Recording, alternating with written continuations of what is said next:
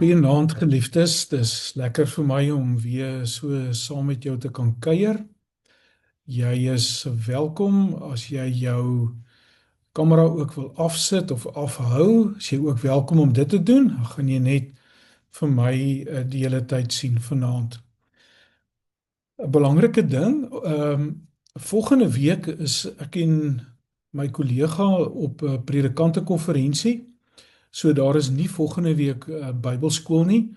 Maar ons gaan wel weer die week daarna, dan gaan ons weer aan met die Bybelskool.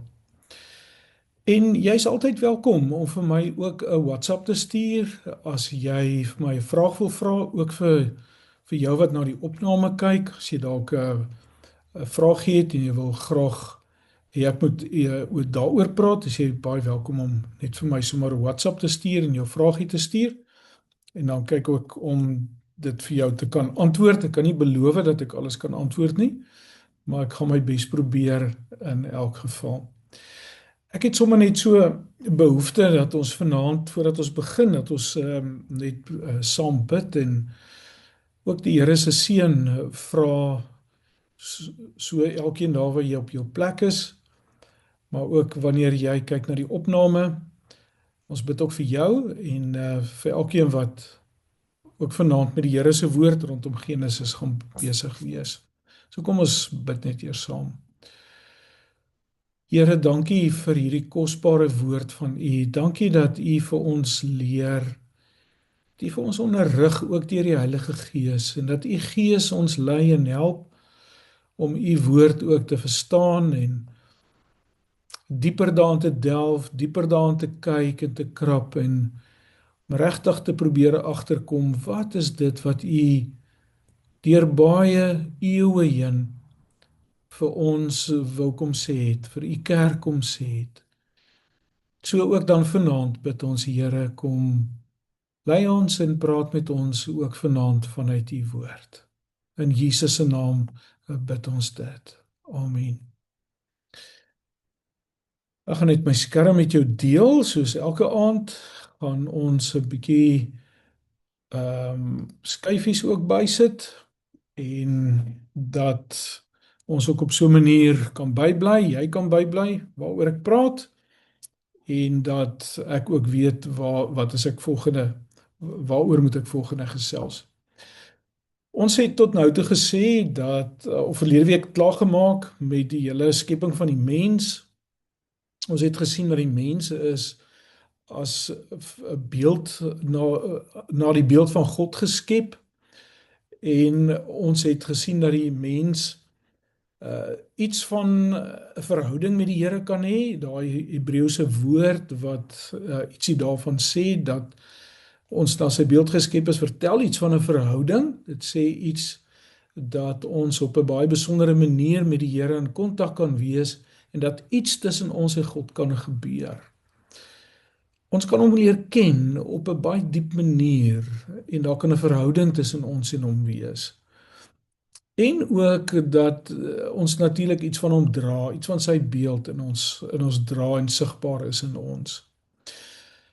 Dan wil ek vanaand sommer wegspring. Ek wil daar lees van vers 1 vers 26, dat ons net eers weer die teks net lees en dan gaan ons 'n bietjie kyk na die betekenis daarvan.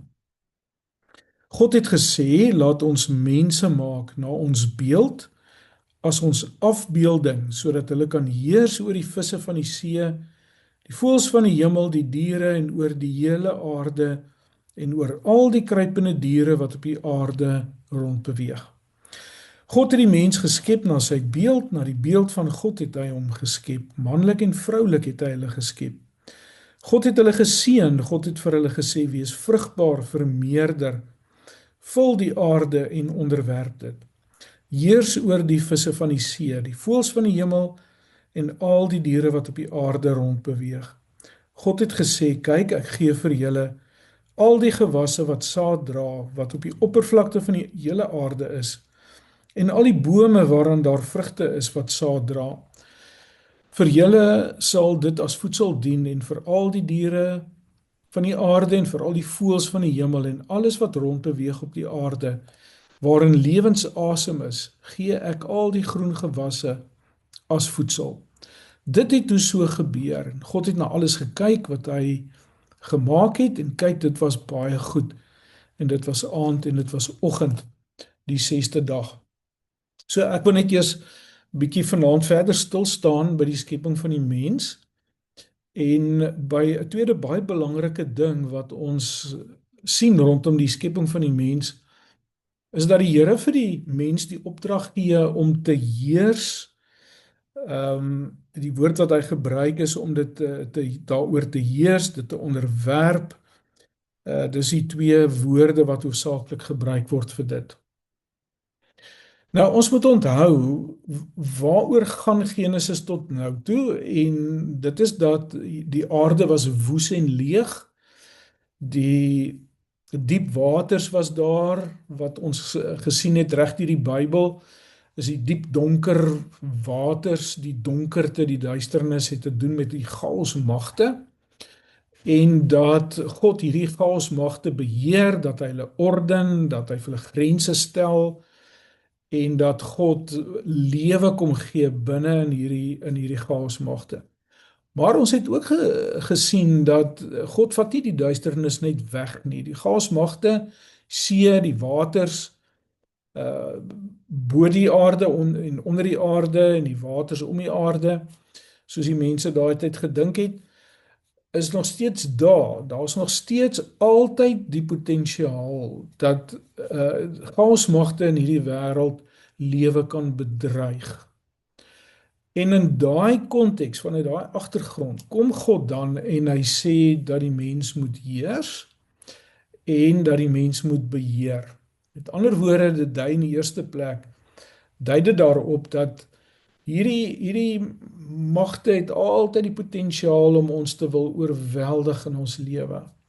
Maar dat die Here vir ons die opdrag gee en vir ons sê, ons het ook 'n verantwoordelikheid om op 'n sekere manier in hierdie wêreld te leef, sodat hierdie chaosmagte ons nie oorweldig nie en nie ons lewe op die einde van die dag kom steel nie.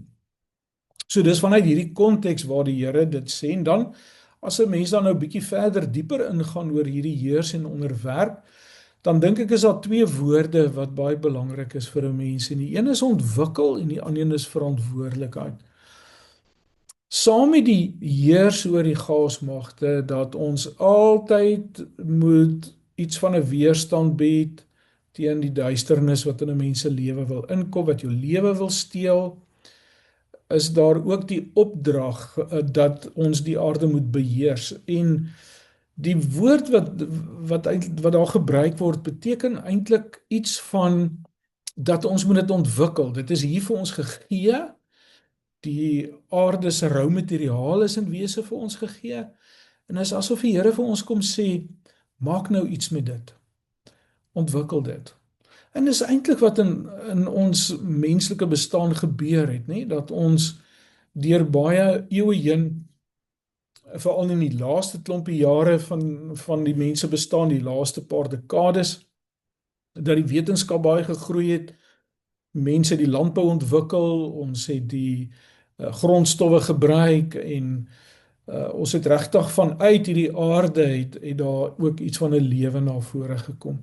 Is iets van daai skepende gedagte wat die Here ook in ons kom sit het om verder iets met die aarde te maak. Dis nie net gemaak en gelaat staan nie, maar die gedagte is dat daar 'n voortgaande ontwikkeling ook in die aarde moet wees. Ons eie lewens moet wees. En dan 'n stuk verantwoordelikheid dat hierdie beheers en mense ook die woord bestuur kon gebruik, sou jy dit ook mee kon vertaal, wat alles woorde is wat iets sê van 'n stuk verantwoordelikheid waarmee ons hierdie ontwikkeling moet doen en waarmee ons in hierdie aarde mee omgaan. Jy sal ook later sien as die Here praat oor die plante wat hy as kos gee, dat die Here ook in hoofstuk 2, as ons praat oor die boom van kennis van goed en kwaad, gaan jy sien dat God ook vir die mens kom grense stel en deel van hierdie verantwoordelikheid van die mens as beelddraer van God, as iemand wat namens God ook in hierdie wêreld besig is, betrokke is, dat iets daarvan teenwoordig is dat ons nie net kan doen wat ons wil nie. Ons het 'n bepaalde grense en ons het 'n bepaalde verantwoordelikheid om op 'n verantwoordelike manier in hierdie lewe te leef. Nou as jy later dink ook aan die evangelie, selfs vroeg in die Ou Testament hier in Deuteronomium, wat is die grootste gebod? Is om die Here lief te hê en om jou naaste lief te kan hê. Dan sien 'n mens dat deel van hierdie verantwoordelikheid waarmee ons as mense getaak is in hierdie wêreld, is natuurlik om op 'n liefdevolle manier, op 'n verantwoordelike manier teenoor mekaar ook te leef. As jy bietjie verder kyk aan die feit dat God man en vrou gemaak het, ook in Genesis 2, dan kom hierdie hele gedagte al baie sterk vroeg deur in die Bybel, dat ons het hierdie verantwoordelikheid om teenoor mekaar op 'n sekere manier te leef. Op 'n sekere manier die verantwoordelikheid teenoor die aarde, teenoor ons plek waarin ons leef, die ruimte waarbinne ons leef.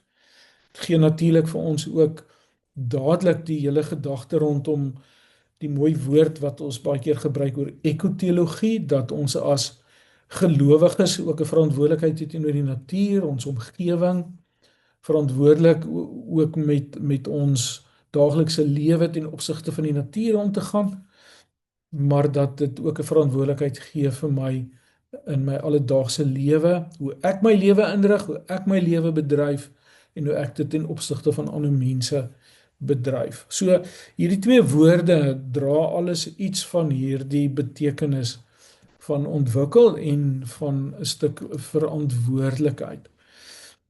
En nou moet 'n mens ook onthou wat ek nou al vir jou gesê het, is dat onthou hierdie teks het op skrif gekom, histories het ons nou al lankal voor dit oorvertel gewees, maar op skrif gekom in die ballingskap en dit het 'n baie belangrike rol in die ballingskap gespeel.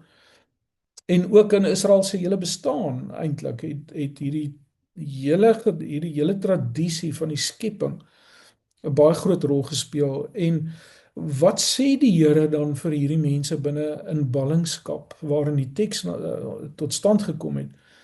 Is doodgewoon daar waar hulle geleef het as vreemdelinge binne in Babel, waar hulle lewe ontwortel is dit so betekenisvol dat die Here dan vir hulle kom sê, kom leef met 'n verantwoordelikheid, kom leef as 'n verteenwoordiger binne in Babel, tree met verantwoordelikheid teenoor die mense ook van Babel op en jou mede volksgenote, en dat die Here ook eintlik iets daaroor sê, kom ontwikkel dit waar jy nou sit, in die situasie waarin jy sit. Gebruik dit wat jy het en maak iets daarvan. Daai stuk kreatiwiteit wat in die mense ingeskape is. En ek wonder baie keer of ons lewens wat ons elke dag leef, ons gaan werk toe, ons doen ons werk, ons kom huis toe en mense is moeg. En naweke wil ou maar net rus en so aan. Ek het al baie oor hierdie ding gewonder of ons nie iets weggooi van ons ingeskape karakter as mens, en dis naamlik om kreatief te wees nie. Dat ons op 'n kreatiewe manier ons omgewing moet inrig, ons op 'n kreatiewe manier ons werk moet inrig, op 'n kreatiewe manier ons verhoudings moet inrig, en dat ons iets daarvan verloor as ons nie doelbewus weer besef wie ons is en waar ons vandaan kom en wat God binne in ons gesit het nie. So ek wil vanaand sommer vir jou opgewonde maak en vir jou uitdaag eintlik en vir jou sê, wil jy nie weer 'n keer besluit en moeite doen om vir jouself te sê, hoe kan ek as menslike wese in hierdie wêreld, waar ek ook al leef, hoe kan ek kreatief leef? Want dit was die uitdaging vir die ouens in ballingskap, om daar op 'n kreatiewe manier in daai haaglike omstandighede te kon leef. En jy sien dit byvoorbeeld met Daniël, nê? Hoe Daniël net uitgestyg het in sy omstandighede, hoe Daniël sy werk beter gedoen het as wat enige ander persoon in Babel dit gedoen het. En hoe Daniël aangestel is as 'n later selfs tweede in bevel oor die hele Babel. Doodgewoon omdat hy hierdie teks dink ek ernstig opgeneem het dat ek is verteenwoordiger van God. Ek het 'n verantwoordelikheid waar ek is en ek is hier om iets daarvan te ontwikkel. Uit my eie kreatiwiteit uit. Dan natuurlik as die Here sê hy gee ook die plante as kos, is maar die hele gedagte wat ons ook in hoofstuk 2 baie sterker na vore gaan sien. En dit is die hele gedagte dat God sorg vir mense. Van die begin van die skepping af is dit die Here se taak, is dit die afhanklikheid wat ons as mense het teenoor God, dat ons in werklikheid maar uit die hand van die Here leef elke dag. Dit was vir my op 'n stadium in my bediening baie betekenisvol toe ek in 'n boerderygemeenskap was. Die grootste deel van ons lidmate was boere. En ons het letterlik saam met, vir my as predikant, saam met daai boere hulle hartseer en hulle blydskap jaar na jaar beleef deur die droogtes en deur die tye van reën. En 'n mens verstaan dan eintlik iets van daardie diepe afhanklikheid wat iemand soos die boere het wat van die reën afhanklik is, saaiboere, dat 'n mens van daai diep afhanklikheid van die Here het. Miskien ons wat in 'n werk is waar jy 'n salaris kry, waar jy hier in 'n huis bly, in die dorp bly, al die kos is in die winkels en dit is maar daar, jy kry elke maand jou salaris. Is dalk iets 'n gedagte wat so 'n bietjie by ons verbygaan. Maar mag ons nooit daarbey gewoond raak aan dit wat ons het om ons, aan ons kos wat ons daagliks eet. En die feit dat ons motor het, salaris het, 'n werk het, mag ons net nooit daaraan gewoond raak dat dit sommer van selfsprekend is nie. Genesis leer vir ons heel hier van die begin af, is God die een wat sorg, kom uit sy hand uit. En dat ons miskien ook as gelowiges, ons lees dit bietjie by Paulus later ook baie, nê? Dat ons as gelowiges miskien baie meer moet maak ook van hierdie hele ding van dankbaarheid. Paulus wat sê, wees in alle omstandighede dankbaar, want alles kom uit die hand van die Here. Ons moet onthou ook dat mense soos Paulus en van die ander Nuwe Testamentiese skrywers, Ou Testamentiese skrywers, hierdie was die Bybel wat hulle gelees het, dit was wat hulle gehad het, en dit was waar hulle teologie ontwikkel het, hulle denke oor God ontwikkel het, is wanneer hulle hierdie tekste gelees het. So as Paulus sê, wees in alle omstandighede dankbaar, dan is dit verseker omdat sy denke oor baie jare wat hy fariseer was en die Torah baie goed geken het en die Genesis baie goed geken het, dat vanuit daai denke uit dat hy ook baie deeglik bewus was daarvan dat God inderdaad die een is wat sorg. Jesus self wat op 'n stadium sê, waarom bekommer julle oor die dag van môre, want God sorg tog. Miskien is dit iets wat ons weer moet in ons eie lewe ondersoek en oor nadink, oor hierdie bekommernis van ons en die sorg van die Here. God trek grense, ek het nou vir jou gesê, God beperk mense en diere, en God trek grense ook vir die chaos. Ons sien wel later in Genesis, dan sien ons dat God ook die diere as kos gee, dat mense bloed mag vergiet, en dan ook diere die mense se kos word, diere mekaar se kos word. Maar wat hier gebeur het was doodgewoon dat God wil uitdrukking gee daaraan en sê dat daar grense is, beperkings is, wat ons teenoor mekaar het en God wat die toelatende een is rondom dit. En dan kom sê die Here dit was baie goed in hierdie teks. Ek wil weer eens net herinner aan wat ek verlede keer gesê het. Ek dink dit is vir my so 'n belangrike ding.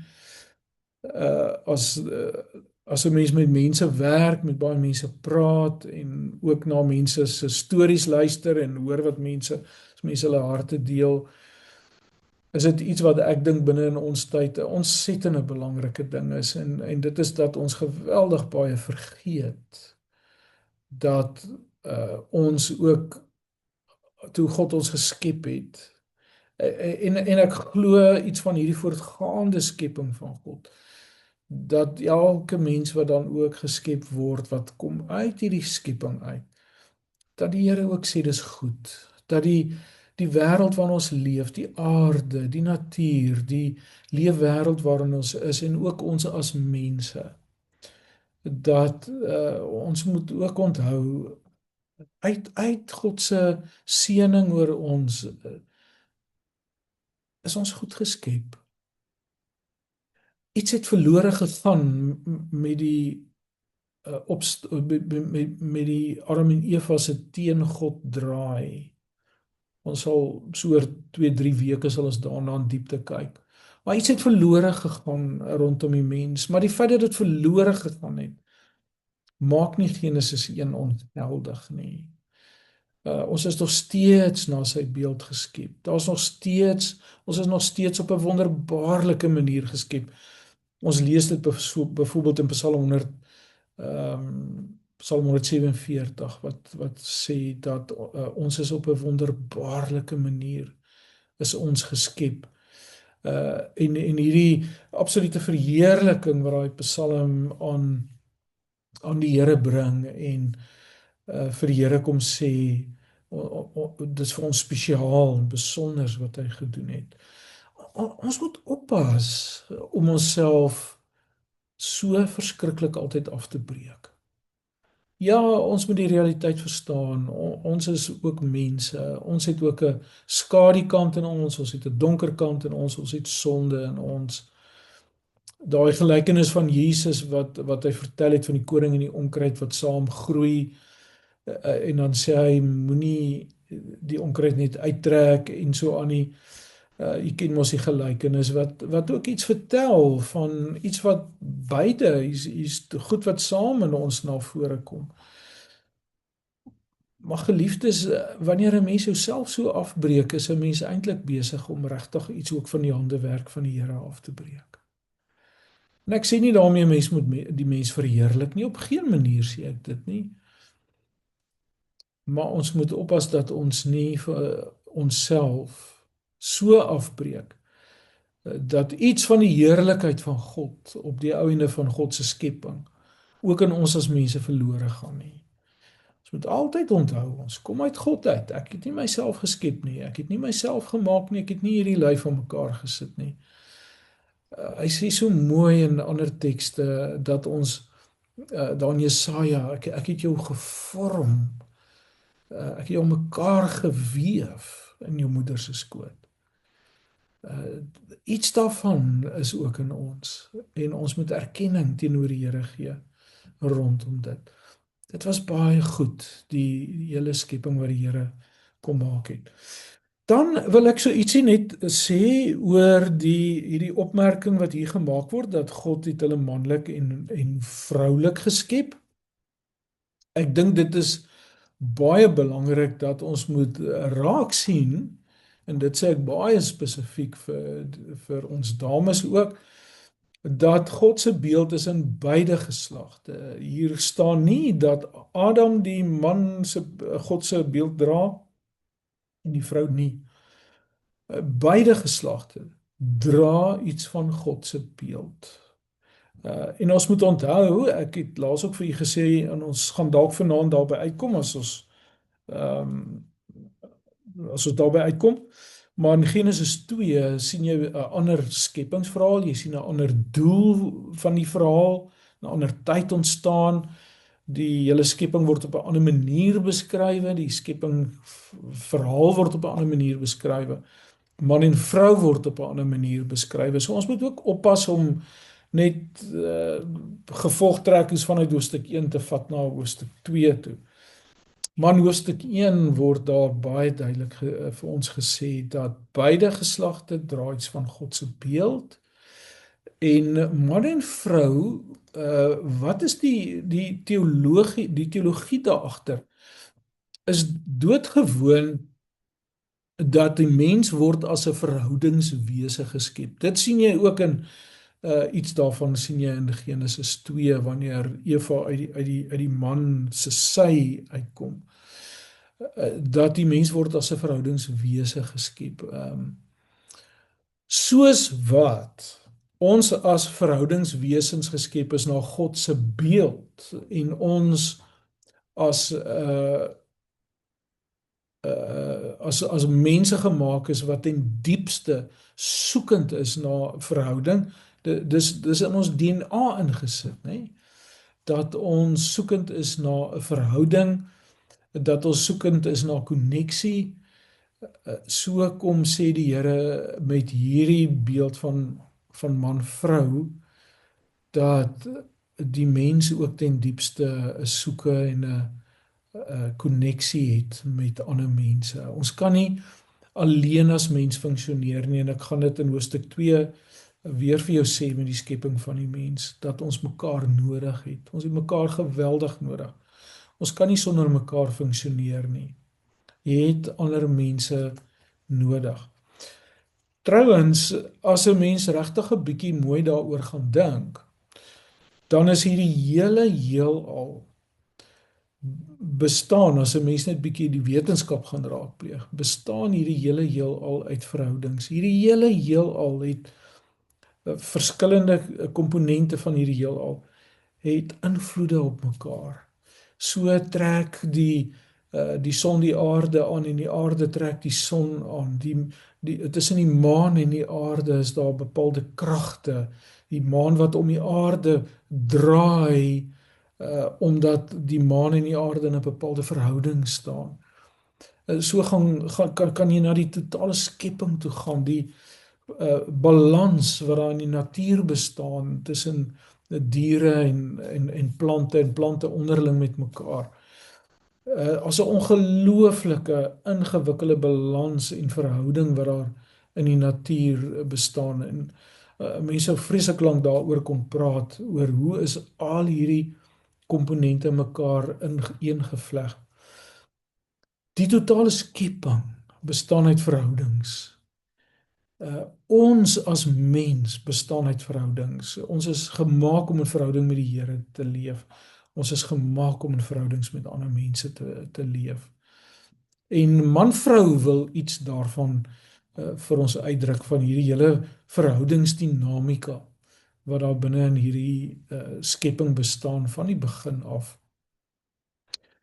Hulle is gelyk en verskillend, nee, die feit dat die een manlik is, die een vroulik, is gelyk en tog ook verskillend van mekaar wat iets ook vertel van God se diversiteit wat ons gesien het by die plante, by die diere, elkeen aan sy aard en dat mense iets van daai diversiteit alreeds hier by die mens sien en later by die toring van Babel en ook by die verspreiding van Noag se seuns en kinders die wêreld in, dan sien jy ook binne in die mens die verskillende tale wat gepraat word. Dis 'n diversiteit wat God geskep het. Kyk, as daar nou een eienskap is wat 'n mens nou regtig kan aflei uit die natuur oor die Here, is dat God hou van diversiteit. Hy hou van kleure, hy hou van verskeidenheid, nee.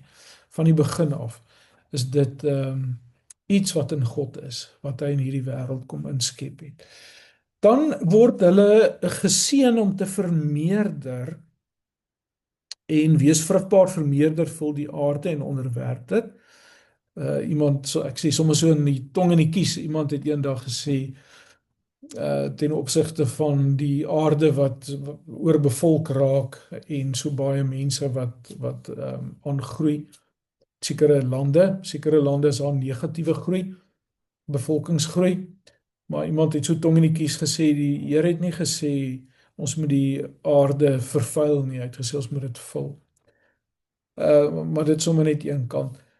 Um ek dink 'n mens moet raak sien dat seksualiteit wat iets hier te sprake is van vermeerder, dit dui tog ook op 'n stuk seksualiteit hoe die mens vermeerder, dat seksualiteit regtig 'n seën van die Here is.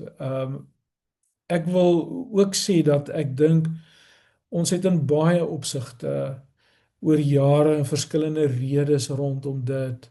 Ons kan ook baie redeneer hoekom dit so sou wees. Maar ek dink ons het op verskillende maniere het ons 'n baie negatiewe idee en 'n koneksie en 'n konnektasie geskep aan seksualiteit. Ek dink aan die een kant was dit hierdie ding van 'n mens wil keer dat seksualiteit nie iets pervers word nie. En in hierdie proses het ons iets van die mooi en die skoonheid en die kosbaarheid van seksualiteit het ons ook in hierdie wêreld dink ek kom op 'n ander manier het ons dit weet te nagekom. As 'n mens byvoorbeeld gaan kyk na 'n lied soos Hooglied, baie mense lees nie Hooglied nie want hulle dink dit sê niks nie. Maar Hooglied sê iets geweldig baie rondom verhoudings tussen mense en mense wat ook na mekaar kyk en die mooi in mekaar sien. Die man wat na die vrou kyk en iets van haar liggaam besing en die vrou wat die man se liggaam besing. Gaan lees vir gerus 'n bietjie Hooglied. Oor baie jare het sommige teoloë het jare terug gesê ja, maar dit dui eintlik op die verhouding tussen God en die mens en so aan. En jy kom moeilik daarmee weg want die taal en die goed wat daar gesê word is daarom eintlik net bloot menslik wat daaroor gepraat word. So ek wil ook vir jou sê dat ek dink 'n mens moet ook in terme van ons eie seksualiteit moet ons weer iets verstaan van God se seën wat daaroor is. En dat natuurlik soos enige ding in die lewe, dis maar soos kos. Ek meen ons kan van die kos wat die Here vir ons voorsien wat ons hier uit Genesis 1 uit raak lees, kan 'n mens natuurlik iets maak van wat dit nie moet wees nie. Dat 'n mens geweldig ongesond eet en dat 'n mens te veel eet en so aan. En soos met enige ding in die lewe, dieselfde met seksualiteit, dat 'n mens dit wat mooi en kosbaar is, dat 'n mens ook iets karikatuur daarvan gemaak het wat dit nooit moes gewees het nie. Dan kom ons by dag 7. Dag 7 is 'n baie interessante dag. En dit is waar ek lees dit vir jou hier in Hoofstuk 2 vers 1. So is die hemel en die aarde en alles voltooi wat daarby hoort. Met ander woorde so afsluiting van hoe die hele skepingsverhaal, ek het vir jou gesê Hoofstuk 1 vers 1 is 'n inleiding tot hierdie verhaal en Genesis 2 vers 1 is die afsluiting van hierdie verhaal. Dis 'n baie bekende Hebreëse literatuur tegniek wat gebruik is. Ons dosente in Hebreëus het altyd gepraat van die toebroodjie metode. Jy het 'n toebroodjie aan die een kant en aan die ander kant en dan is die inhoud is daar in die middel. Vers 2 staan daar: God was op die 7de dag klaar met sy werk wat hy gedoen het en hy het op die 7de dag gerus van al sy werk wat hy gedoen het. God het op die 7de dag geseën, hy het dit heilig verklaar want op die dag het hy gerus van al sy werk. Dit wat God geskep het deur dit te maak. Nou, ek wil so 'n bietjie vorentoe spring, of eintlik as hierdie nou in 'n ballingskap tydperk tot stand gekom het, 'n bietjie terugspring na dit wat ons in Eksodus 20 en Deuteronomium 5 kry rondom ook die Sabbatdag. En dan dit wat Jesus ook kom sê het rondom die Sabbatdag wat hy 'n totaal ander perspektief ook daarin kom gee het. So ons moet onthou dat die mense wat in ballingskap geleef het die Sabbatdag geken, dit was vir hulle bekend gewees. Hulle het dit onderhou, daar was 'n bepaalde teologie wat aan die Sabbatdag gekoppel was. Die Sabbatdag se ontwikkeling het ook baie sterk ontwikkel vanuit die uittog uit Egipte. En die hele tempel era. Jy sal ook sien as ons by hoofstuk 2 kom, het hoofstuk 2 eintlik geweldig baie te doen met die tempeldiens en die tempel era. Die taal, die beelde en al die goed wat daar gebruik word is wat jy in die tempel gekry het of in die tabernakel gekry het. Nou, die eerste dink ek wat 'n mens moet raak sien, ek wil oor die Sabbatdag eintlik 3 goed net sê. Die eerste ding wat 'n mens daaroor moet raak sien is dat die Here ook ons moenie gaan dink die Here was moeg nie. Die Here het nou hierdie wêreld geskep en hy was nou skoonheid, asem en moeg gewees en nou moet hy gaan rus. Die Here het nie rus nodig nie. Dit sien ons baie plekke, ander plekke binne in die Bybel. Maar wat die Here wel sê, 'n stukkie van die teologie rondom die Sabbatdag, is dat dit wat die Here gemaak het, hy sluit af met, hy sê dit was baie goed. Dit wat die Here gemaak het hy soveel vertroue in homself. Ek wil nou hierdie beeld gebruik, hierdie metafoor gebruik om eintlik die punt net te illustreer. Hy het soveel vertroue in homself oor wat hy gemaak het, dit wat hy gemaak het, dat dit goed is, dat dit lewe gee, die mens verantwoordelikheid ook gegee het, dat God ook kan gaan slaap, dat God ook kan gaan rus, en dat God ook kan sê, wanneer ek rus, hou die skepping en dit wat daar ingeskep is en hoe ek dit gemaak het, die lewe wat ek daar ingesit het, hou nie op nie. Dat God homself so vertrou dat hy kan gaan rus, want hy vertrou dit wat hy gedoen het. Nou natuurlik lees ons in 'n teks soos Hebreërs 1 dat God alles in stand hou in hierdie hele skepping, nê? Dat God deur sy magswoord alles in stand hou. So God is in alles teenwoordig. Maar hoekom is dit daar gesit? Ook vir die mens en dit is dat jy sien ook iets van die Sabbatdag by die uittog. Sien jy veral in Deuteronomium 5 waar daar ook nagedink word oor die Here. Anders as bietjie by Eksodus 20. Sien jy hierdie hele gedagte dat die mense ook kan rus van jou werk. Omdat jy vir God vertrou. Jy moet onthou, daai Israeliete in Egipte het 7 dae 'n week het hulle gewerk. 7 dae 'n week was hulle besig met die ekonomie. Dit was die opdrag wat die Egiptenare vir hulle gegee het. Hulle het vir hulle nie rus gegee nie. Hulle het hulle self doodgewerk. En dat God kom wanneer hy die wet vir hulle gee en hy vir hulle kom sê, ek is nie soos die Egiptenare nie. Ek dryf nie jou in die grond in nie. Ek verwag nie van jou om jouself dood te werk in hierdie wêreld nie. Daar's 'n ritme van werk en van rus en van werk en van rus. En wanneer jy rus, dat jy in rus kan ingaan en vir God kan vertrou dat terwyl jy slaap in die nag, terwyl jy rus, terwyl jy 'n dag afvat, dat jy ook vir God kan vertrou dat God se werk, dit wat God doen en wat hy tot stand gebring het, hierdie wêreld waarin jy leef, dat dit ook aangaan. Daar's een van die psalms wat so mooi sê, God gee dit vir jou in jou slaap. So Hier's 'n baie diep stuk teologiese betekenis van binne in die Sabbatdag rondom 'n vertroue wat daar in die Here is, 'n vertroue wat die Here in homself het, omdat hy kon gaan rus het, maar ook 'n vertroue uh wat ons as mense het, dat ons ook kan gaan rus en 'n stuk vertroue het binne in die Here.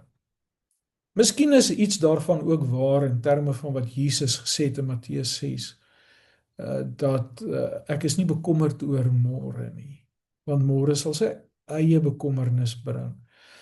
En dat iets van die Sabbatdag, veral toe hulle die manna opgetel het, dat iets van die Sabbatdag dat daar ekstra manna was, dat hulle ook kon die Here vertrou, dat die Here ook in my rustyd is die Here in beheer.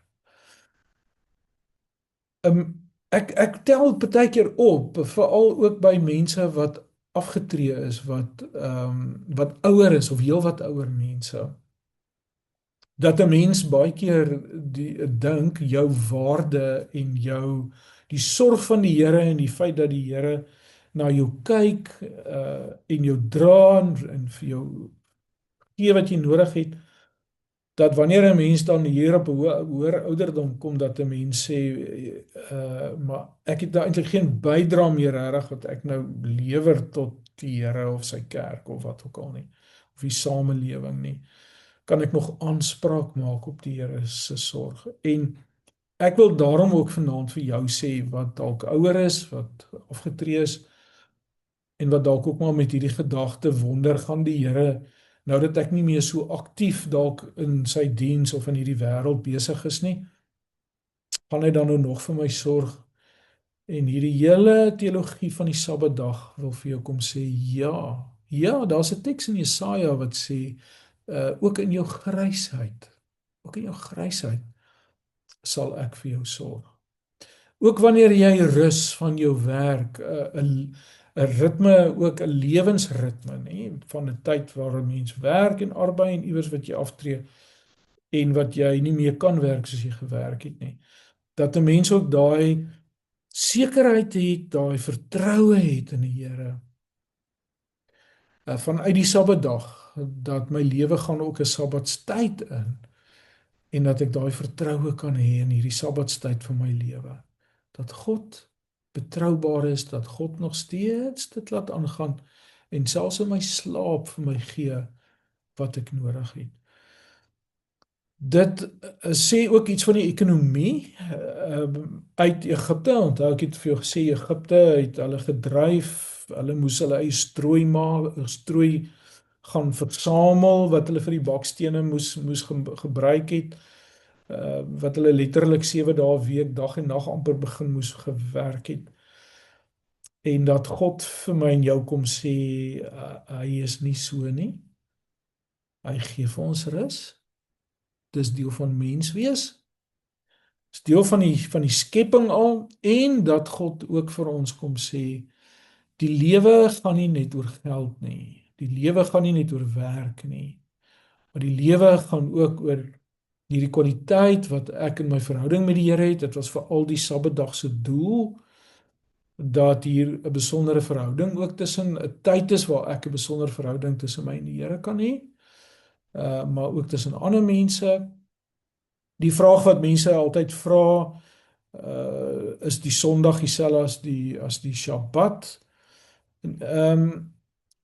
Nee, dit is nie presies dieselfde nie. Die Sabbat het iets daarvan, die wetlike aspek daarvan dink ek het iets daarvan opgehou met Christus se koms, met die latere Christene, of ek praat oor van die Christene na Johannes Evangelie geskryf is.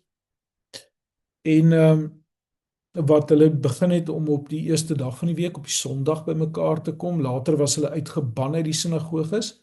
Van die eerste Christene het sinagoge toe gegaan op die Sabbat en dan op die Sondag het hulle bymekaar gekom as klein gemeentetjie. Later was hulle nie meer toegelaat in die sinagoges nie en het hulle net op 'n Sondag eintlik bymekaar gekom. Baie van hulle het bymekaar gekom die oggend, dat hulle gaan werk, het hulle bymekaar gekom die middag of die aand weer 'n keer bymekaar gekom. Party van hulle het elke dag bymekaar gekom. Iets van hierdie wettisisme rondom die Sabbat het opgehou. Jy sien dit byvoorbeeld in tekste soos in Kolossense 2 is daar sê Paulus, daar's mense wat behaaf vind om sekere dae heilig te hou.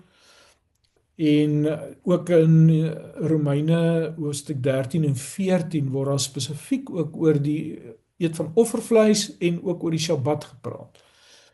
En dat Paulus sê elkeen moet vir jouself uitmaak in jou eie hart met die Here oor hoe hanteer jy dit? Ek dink net ons moet vir mekaar sê, jy sien dit in die Nuwe Testament baie duidelik dat die wettisisme rondom die Sabbat is nie meer daar nie om van jou 'n goeie gelowige te maak nie. Jesus het in elk geval kom sê vir die Fariseërs toe hy en sy disippels op die Sabbat koring gaan pluk het om te kan eet wat hulle nie mag gedoen het nie. Dit was deur die wet verbied. Dat Jesus die opmerking maak en vir hulle sê die Sabbat is vir die mens. Die mens is nie daar om die Sabbat heilig te hou of die Sabbat te eer of wat ook al nie. Die Sabbat is geskep vir die mens om die mens te laat rus ter wille van die mens. So ek dink as 'n mens dan nou vra wat moet ons dan doen as Nuwe Testamentiese gelowiges met die hele ding rondom die Sabbat, dan sou my antwoord wees, ek dink die wettisisme daarvan is weg. Ek dink om die Sabbat te gebruik om in God se guns te kom, dis wat ons baie keer mos mag gedoen het met die Sondag. Ek het altyd gedink, as ek nie die Sondag goed deurbring nie, as ek nou, toe ek student was, studeer op die Sondag, dan gaan ek nog sleg doen in my toetse of in die eksamens. Ek dink daai ding moet ons vir mekaar sê is nie meer daar nie. Daar's nie 'n stuk wettisisme rondom dit nie. Maar die beginsel, dink ek, is nog ontsettend belangrik. Die beginsel van 'n vertroue in die Here, die beginsel ook van 'n ritme van werk en rus, maar ook in my hele totale lewensiklus, dat ek in my lewe aktief was en daar ook 'n tyd van 'n tipe van 'n sabbatstyd in my lewe ook kom. En dat 'n mens erns moet maak om te rus.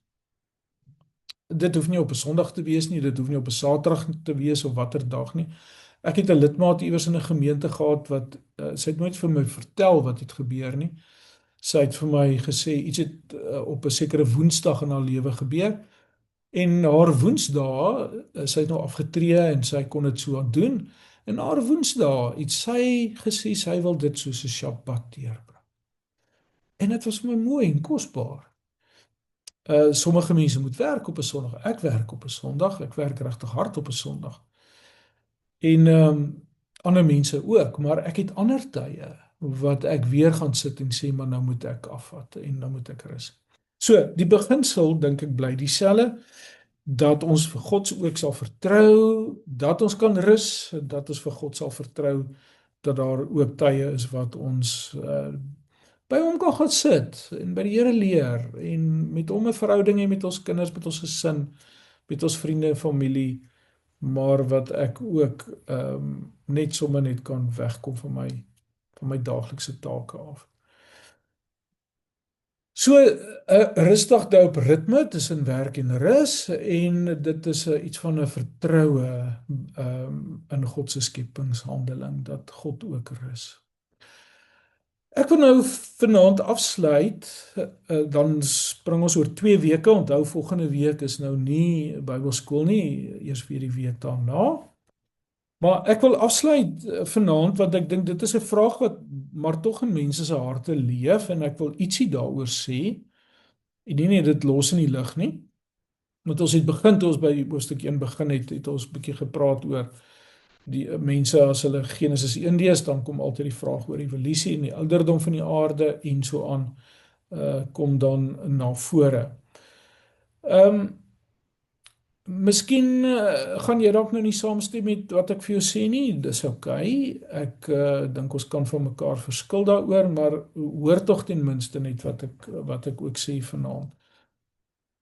Die eerste vraag is, as 'n mens vra die vraag oor evolusie, dan moet 'n mens vir jouself vra, wat is die boodskap van Genesis 1? Wat is die doel van Genesis 1? En mens moet vir jou vra, hoe het Bybelse mense gedink? Hoe het hulle na die wêreld gekyk, nê? En dit het ek julle in die begin vir jou gesê. En as ons die teks ernstig opneem, as ons goed ernstig opneem sodat ons vir mekaar sê daar was 'n dag, 'n oggend en 'n aand sonder dat daar 'n son en 'n maan en sterre is. En dat as ons regtig die Genesis 1 vers 1, Genesis 1 vers 2 veral, as ons daai beeld rondom die donker aarde, die deurmekaarheid, die chaos magte, as ons dit verstaan hoe dit in mense se koppe daai tyd gefunksioneer het, dan kan 'n mens regtig waar nie anders kom as om te sê, maar Genesis 1 se boodskap is eintlik regtig niks met evolusie te doen of hoe die aarde tot stand gekom het nie.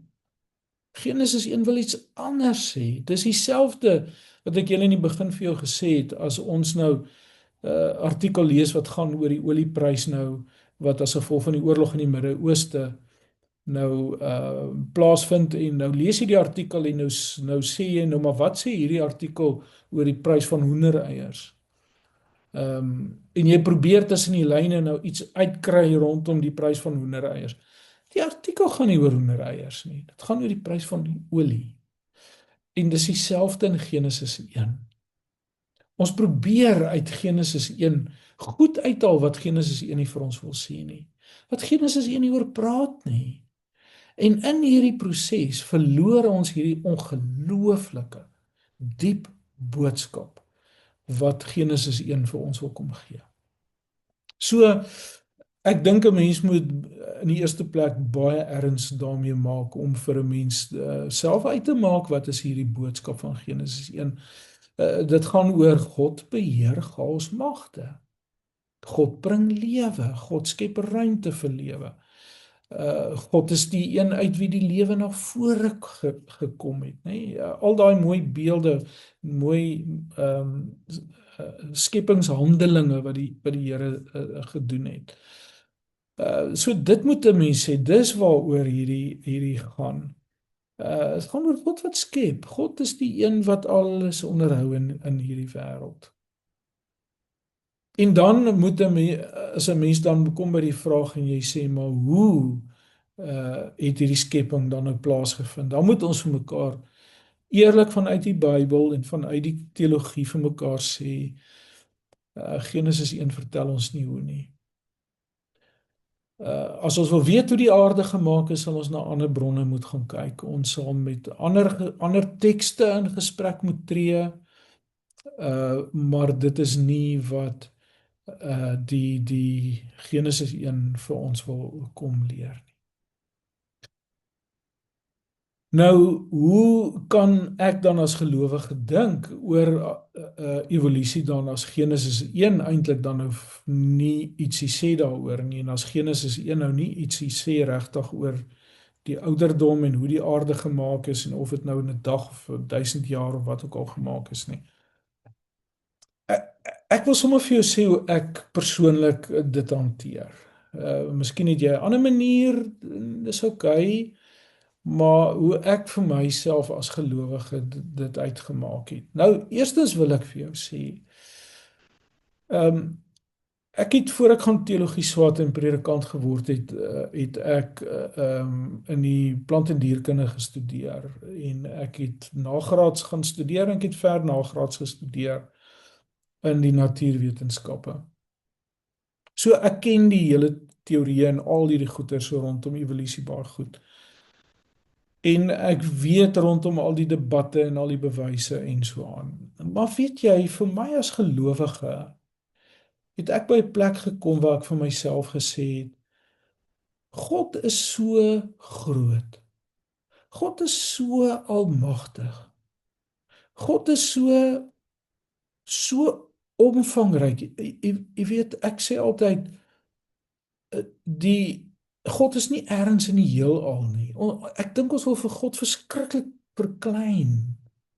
God is nie ergens in die heelal nie. Die heelal is ergens in God. God is groter as die heelal. As hy sê in Hebreërs 1, dan staan daar dat hy hou alles in stand, nê. Handelinge 17 lees jy, dan sê Paulus as hy preek vir die ouens in Efese, dan sê hy ons asemhaling kom uit God uit. Hy sê as ek beweeg, my beweging kom uit God uit. So in hierdie wêreld moet ons vir mekaar ook sê vanuit die skrifte uit dat God baie intens in hierdie wêreld betrokke is. Baie meer intens as wat ons ooit dink.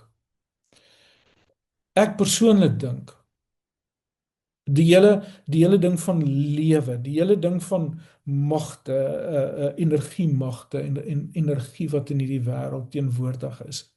Ek glo dat God aktief dit iets van uit God uitkom die hele tyd. En ek sê dit vanuit 'n wetenskaplike perspektief ook. Want daar sekere goed rondom lewe en energie wat ons absoluut nie kan verklaar nie. Dat in hierdie persoonlike God, hierdie wese so enorm groot is dat hy alles in elke atoompie hy in stand hou op 'n manier. As ek so oor God begin dink en ek begin regtig vir na God kyk as die God in wie die heelal is, dan het ek baie vrede daarmee as God dan op 'n lang manier oor baie jare en daar aanduidings is rondom fossiele en al hierdie goed wat wetenskaplikes ontdek het ek regtig baie vrede daarmee dat God heeltemal by magte is om ook die aarde so te kon laat ontwikkel. Ek wil nie vir God beperk nie. Ek wil nie kom en sê dit is onmoontlik dat God die aarde oor baie jare kon laat skep het. Hy kon die aarde net in 'n dag of so. Dan beperk ek vir God, dink ek. Ek wil ruimte laat dat juis vanuit die feit dat Genesis 1 nie vir my dis baie duidelik uit Genesis 1 dat dit nie vir my antwoorde en allerlei goed gee rondom hoe die aarde gemaak is nie, maar dat ek vanuit my verstaan van hierdie groot en almagtige God, dat ek ook ruimte kan maak vir God wat die aarde kon maak soos hy wou. Dit vat vir my niks weg van die grootheid, van die almagtigheid, van die kosbaarheid van wie God is en wie ons is en hoe ons hier gekom het en hierdie wêreld hier gekom het nie. In my eie hart het ek regtig ongelooflike vrede daarmee en kan ek dit wat die wetenskap vir my kom sê en dit wat ek ook in die Bybel lees, kan ek met groot vrymoedigheid met mekaar versoen. En ek hoop iewers vind jy ook rondom dit 'n stuk vrede vir jouself. Geliefdes, ek hoop jy het 'n fantastiese week en ek sou ook graag vanaand sommer net saam met jou wil afsluit. So kom ons maak die oë toe en ons gee net 'n stuk erkenning aan hierdie geweldige groot God wat ons aanbid. Kom ons bid net vir 'n oomblik saam. Vader, ons wil in verwondering voor U kom staan. Voor 'n skepping wat ons bitter min van weet. Ons ou wetenskap het maar nog 'n klein oppervlaktetjie wat ons al gekrap het in die diepte en alles wat daar is. Maar ons wil vanaand regtig net met verwondering na U kyk. Ons wil vanaand met verwondering na onsself kyk, na ons 'n medemens kom kyk, ons wil in verwondering kom kyk na die wêreld waarin ons leef, die diere, die plante om ons.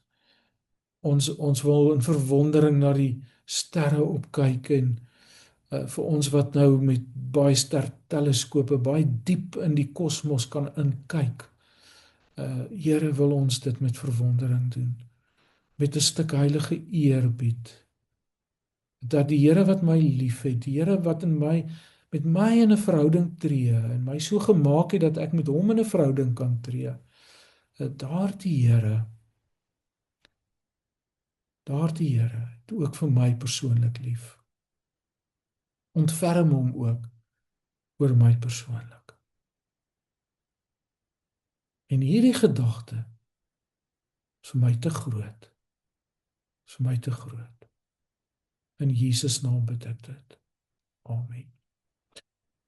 Ek hoop jy het 'n heerlike week en 'n fantastiese tyd in die natuur met jou lewensmaat, met jou kinders, met jou vriende en jou familie en sommer die mense om jou.